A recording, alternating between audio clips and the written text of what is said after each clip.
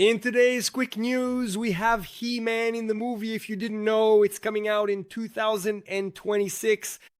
We have some behind-the-scenes leaks. What? Could these photos reveal about the story? Besides that, let's talk about Superman movies coming soon. We're gonna discuss some secrets from the trailer. All the Easter eggs, all the theories, it's almost here. And he's going to compete with our next news item, Fantastic Four. We're going to talk about Fantastic Four, and we're going to talk about Avengers versus X-Men. Who will be on the X-Men team? Who will be on the Avengers team? And remember, if you're already subscribed to the channel, leave a like and a comment, let us know which news excited you the most. And if this is your first time here, don't do any, just watch the video. And if you get something out of it, if you enjoy it, then you can subscribe to the channel and hit the like button, all right? Without further ado, let's get to the video.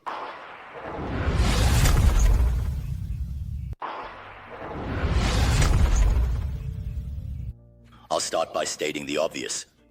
If you thought the He-Man movie was just going to be another run-of-the-mill adaptation, get ready, because leaked set photos, insane scenes, and rumors have surfaced. Even I, Skeletor, think they're over the top. And believe me, over the top is practically my middle name.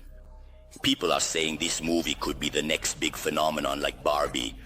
Yes, the buff blonde action figure is being compared to the blonde in the pink skirt who took over the box office.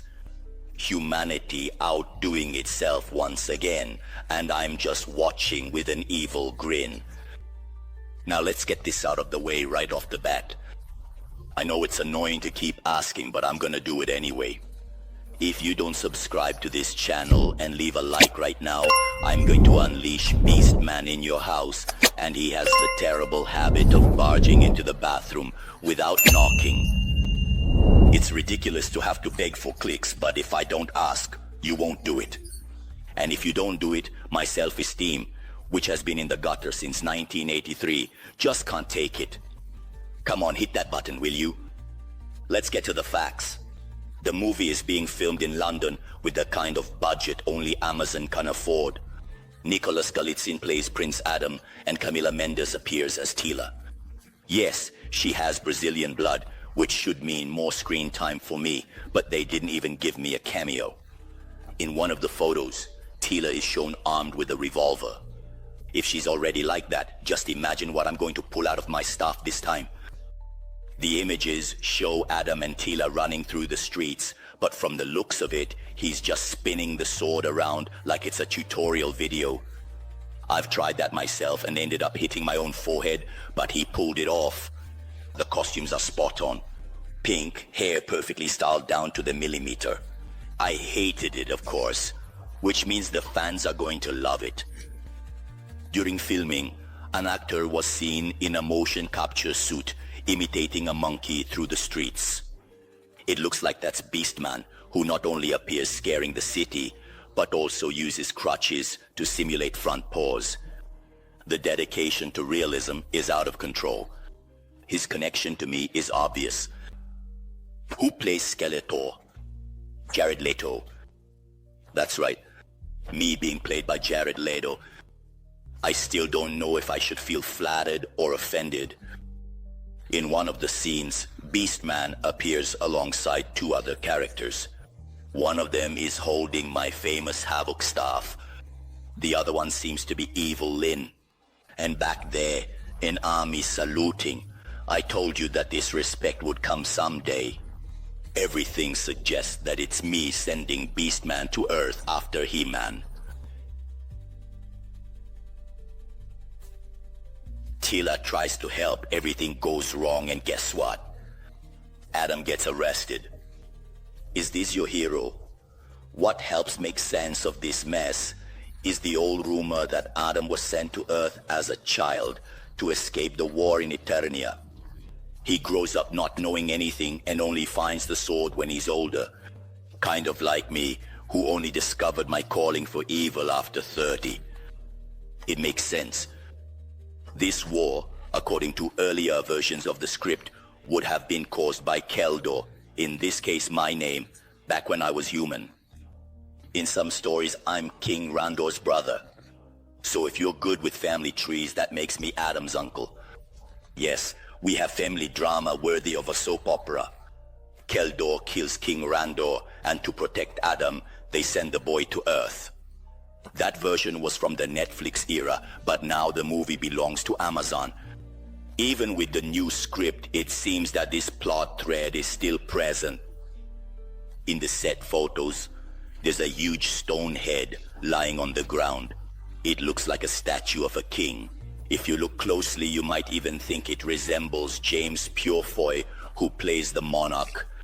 It could just be a random detail or a major spoiler disguised as a ruin.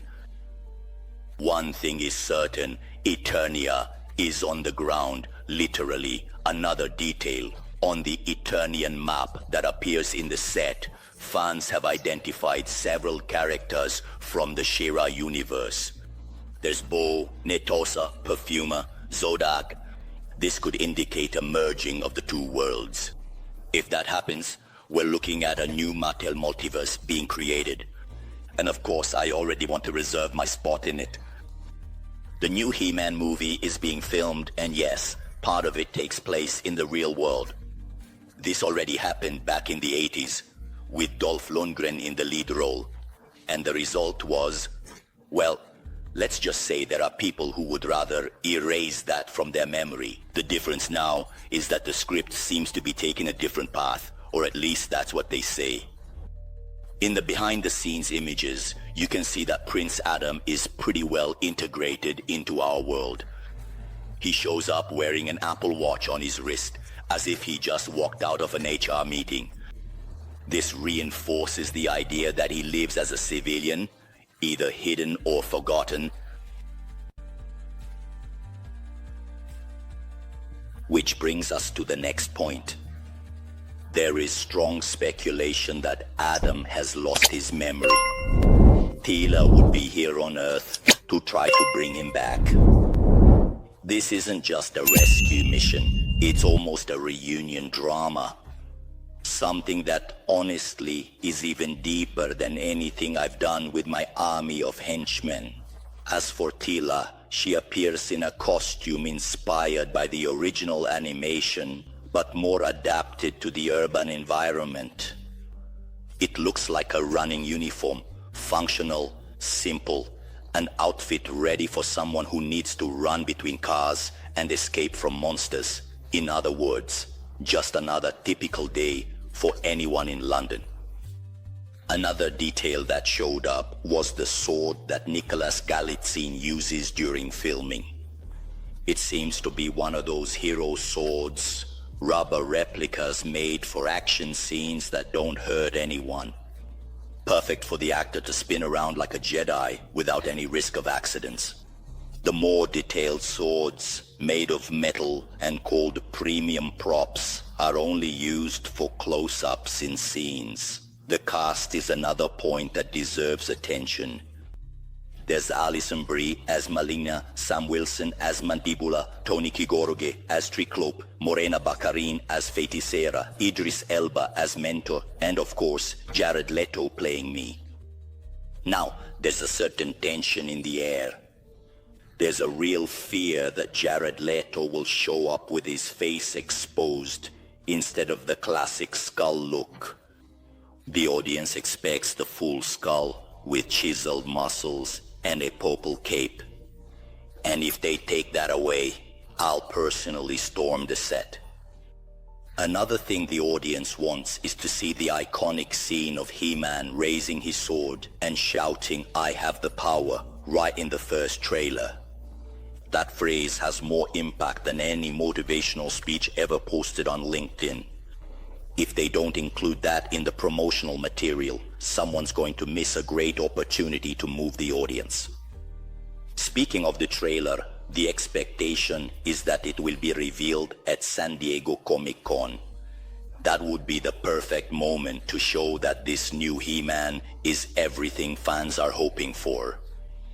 There's nothing better than the biggest pop culture event to put this movie in the spotlight.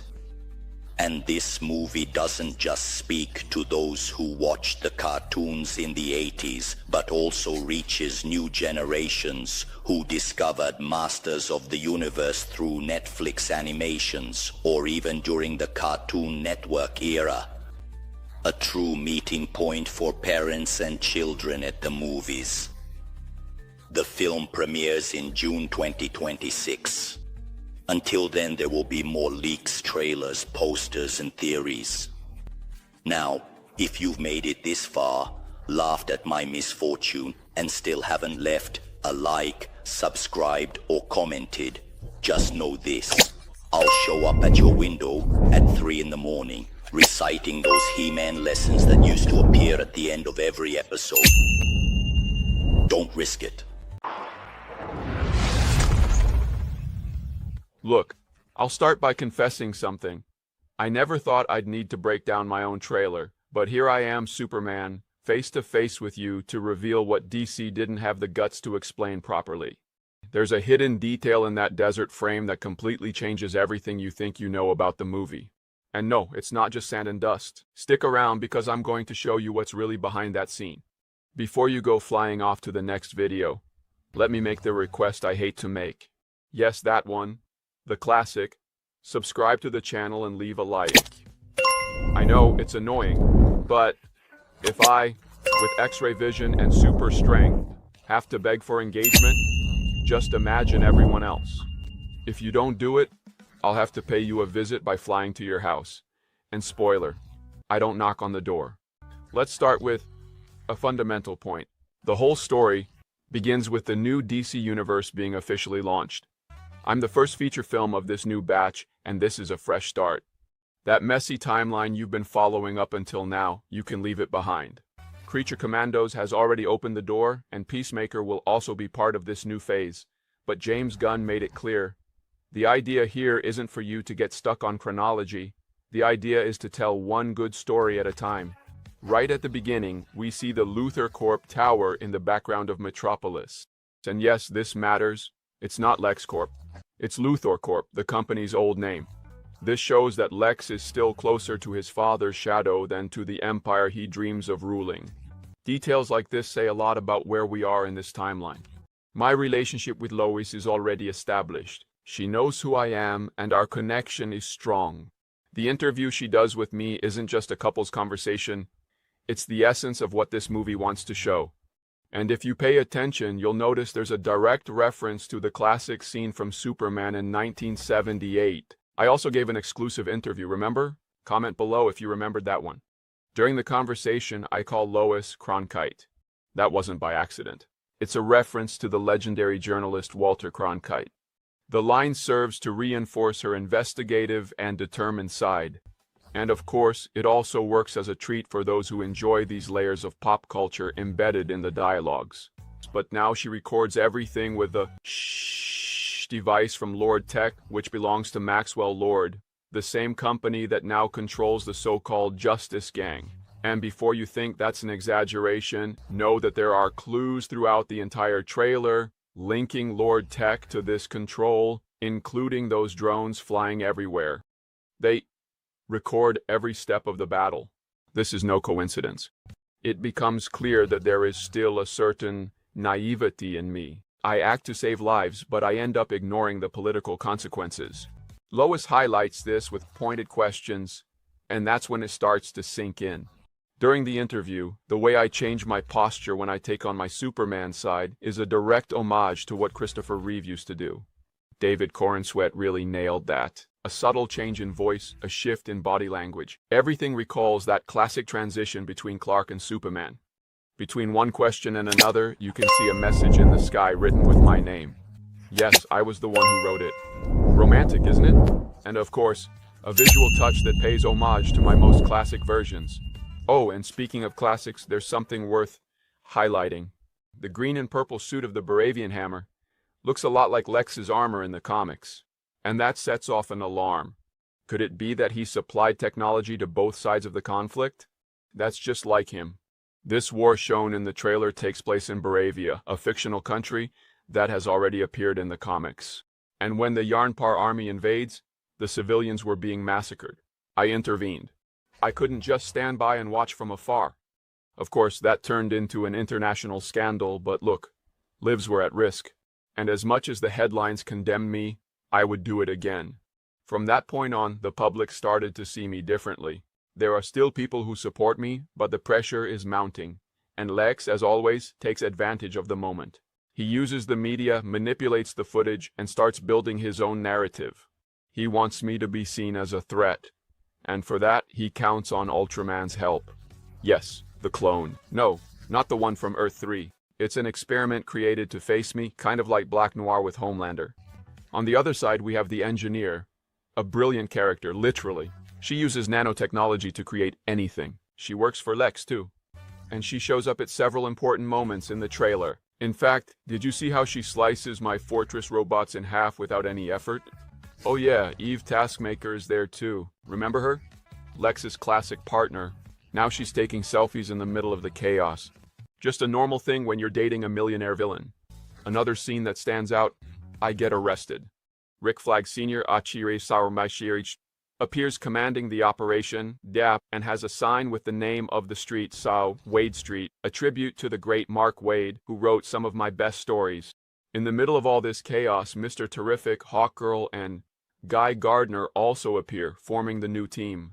Guy, of course, always has that attitude that annoys everyone, but as always, he gets the job done. At one point, I'm locked up in a cell next to Metamorpho. The guy was transformed by accident and now he's stuck in his altered form. Apparently he's being blackmailed into synthesizing kryptonite, and outside Lois and Mr. Terrific are approaching in a ship. Looks like they're coming to rescue me. The mission isn't easy, especially since Lex is using Phantom Zone technology. That's right, that dimension the Kryptonians use to imprison criminals. There's a moment when I'm healed by the robots from the Fortress of Solitude. They use solar rays directly on my body. Just thinking about it already hurts. You saw it in the other trailer. It's my organs, regenerating. That's a direct reference to All-Star Superman. And of course, Krypto shows up too. My four-legged partner never leaves my side. Then there's the scene where I get up from the ground, surrounded by ordinary people helping me to my feet, which is reminiscent of what we saw in Superman 2 and even in the Spider-Man movies. It's details like these that show just how much James Gunn respects those who grew up reading these stories. The soundtrack, directly inspired by the '78 Superman, as well as the title card, and the fortress rising in crystal from the ice, complete the visual cycle. Even the poster of my favorite fictional band appears in my room, Mighty Crab Joy. Not to mention the childhood objects, the chess games, and the little organized chaos that is my room in the Kent house. By the way, my mom cleans my boots just like in the old days. And honestly, that gets to me more than any punch from Ultraman. To wrap things up, there's an action sequence at Metropolis Stadium, where I face off against the engineer with support from Mr. Terrific. And while all this is happening, public opinion is divided. The world starts off looking at me with suspicion and ends up looking up to me. Literally, the trailer ends with the line, "Do you have a dog?" Yes, I do. And he's the best dog in the world. Now that you've stayed until the end, I'm going to make the classic appeal. Like the video, subscribe to the channel, and leave a comment. Otherwise, I'll have Crypto wake you up every day at 5 in the morning, barking the Metropolis anthem.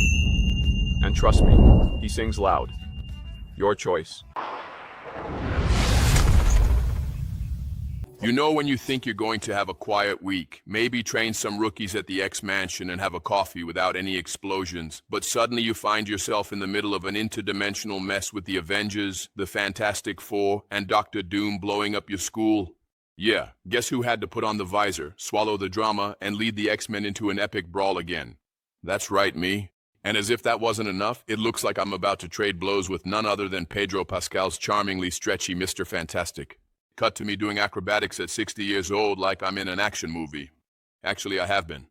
Literally. Now, before I start giving you more details about this team war, let me do something I hate even more than fighting Magneto after catching Wolverine hitting on Jean. What could that be? It's asking for likes and subscriptions. That's it. I hate it. But if I don't ask, you won't click. And if you don't click, I'll be forced to do some precision shooting training, aiming right at your timeline just to make sure you see all the videos on the channel. Subscribe, leave a like, and comment. Or I'll have Wolverine wake up next to your bed complaining about the coffee. During the filming of Avengers Doomsday, yes, the real Cyclops, not a stunt double or a variant, was there, witnessing up close a fight between Nightcrawler and Mr. Fantastic, which, according to the crew backstage, is going to be one of the most stylish in the MCU. Can you imagine? A mutant who teleports from one side to the other against a guy who stretches to the very limit of patience. A choreographed scene with me trying to remember the moves without throwing out my back. Trust me, that alone is worth watching the movie for. But that's just the beginning. The X-Mansion is under attack, and even though everyone thinks it's Dr. Doom's doing, the truth is this chaos paves the way for an even bigger showdown. X-Men versus Avengers and Fantastic Four? Just imagine what kind of homeowners meeting that's going to turn into. All that's missing is someone bringing a tray of lasagna and pretending it's a welcome party. And there's more.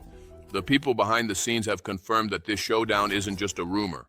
I myself, during an interview, let it slip that I'm training for this clash. In other words, it's real. Marvel isn't just filming this scene, they're putting the most popular characters in the ring.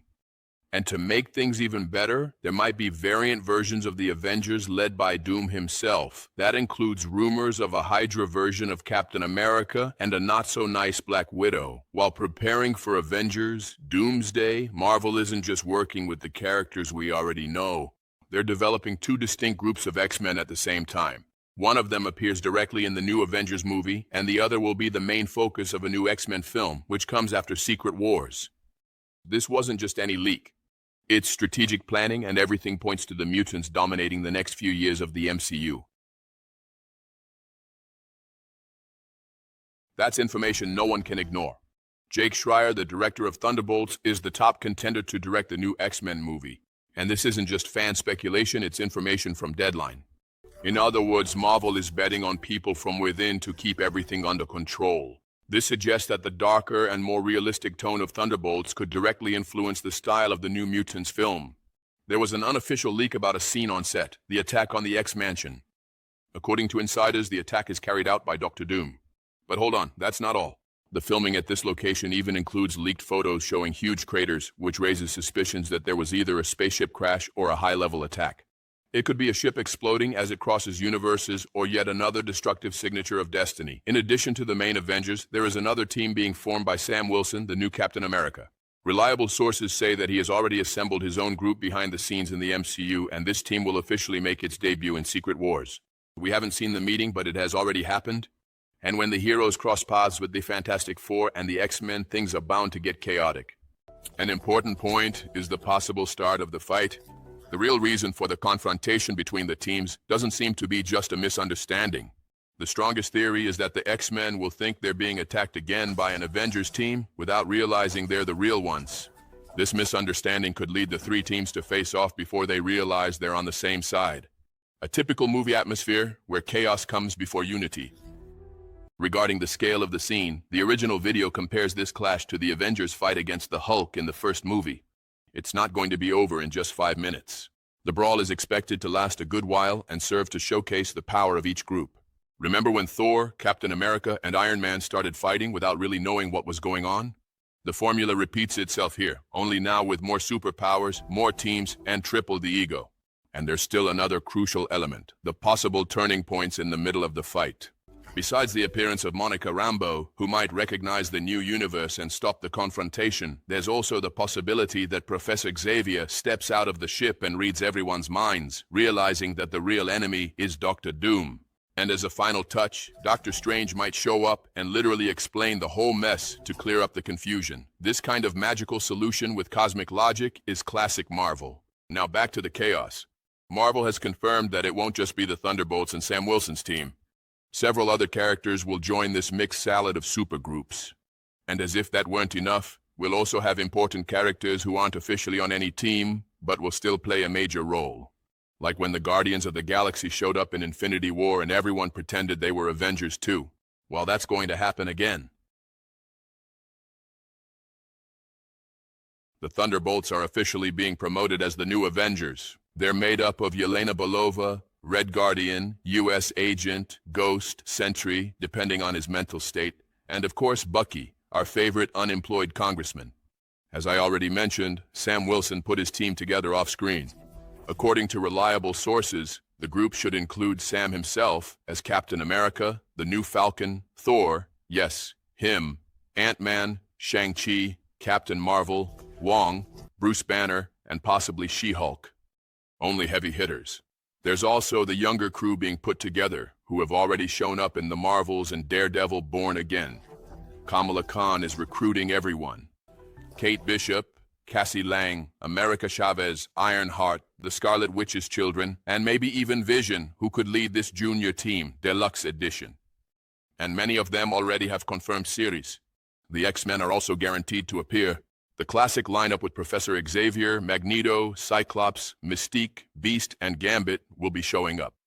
All of this before the debut of the new team of mutants after Secret Wars.